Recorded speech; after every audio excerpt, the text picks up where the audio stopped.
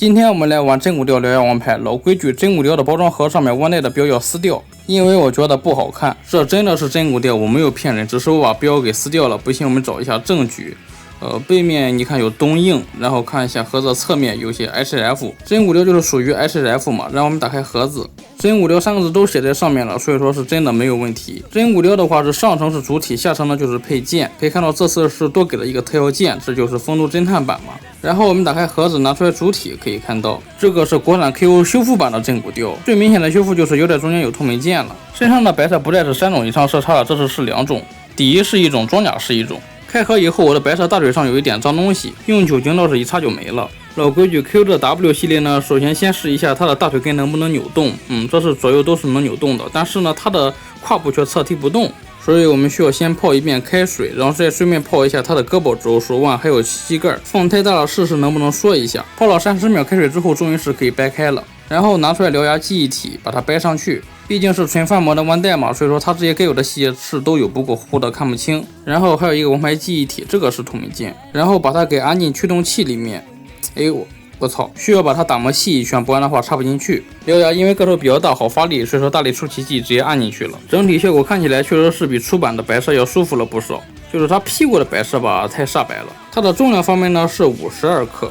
细节方面我们可以看到复原细节有还原出来，不过有点看不清。脸正面的银色分色没有完全的盖住红色，显得有点血腥了。额头上的宝石涂的倒是没问题，就是它这角吧，看着边缘处太糊了，飞边挺严重，需要打磨一下。想不到的是它的眼角的分色竟然涂的没问题，不过它这一个裂痕呢，可以看到是涂的太粗了。因为角度问题，正面看的倒是没这么明显，但是侧面看的话真是很粗一个。左胸甲的花纹涂的还好，右胸甲又涂的有点歪了。然后就是2个肩胛上呢都有蹭色，右肩胛蹭了一道黑色，左肩胛是一滩紫色，右肩胛底下还有一个大水口需要切掉。左肩胛的刻线倒是能够看得清楚，只不过它这一个一印是歪的，需要自己重新渗线。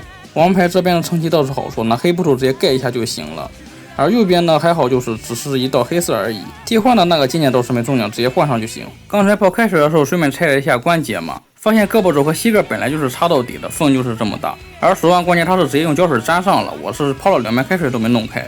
所以手腕处想平转都不行，腰带处可以看到透明件都有还原出来，然后就是可以正常开合。胯部侧踢的幅度呢大概是45度多一点，看着胸部背面的缝隙就知道，其他地方的可动呢是和 YZS 的 W 系列是一个情况。一圈绑下之后，它浑身的关节阻尼感呢是特别紧实的，唯一的问题就是2个肩胛它左右的开合呢是有15度虚位。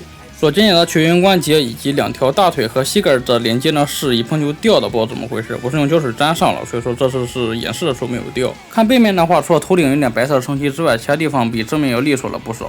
然后就是右小腿像我之前的吃的金属一样有那种气泡。然后它的配件方面呢，虽然是和风度侦探一样给到了一个特效件，不过是10色件的同模换色。既然特效件有了，那么风度侦探的地台呢，并没有附带。然后就是1个獠牙以及3个獠牙的替换件，最后就是6对替换手型，它的系数肯定是换代同款嘛。第3对手型很明显对不上，这里应该放的是1对龙爪手，结果它就放了3对握持手，然后上面是1对捏手。很明显之所以会这样呢，就是因为它没有重新开模手型，而直接套用之前 W 的手，所以就没有了獠牙王牌的招牌炮制手，取而代之的是武器握持手，然后就是 W 招牌炮制手以及放松手。这4个獠牙呢，可以看到尖尖也是钝的。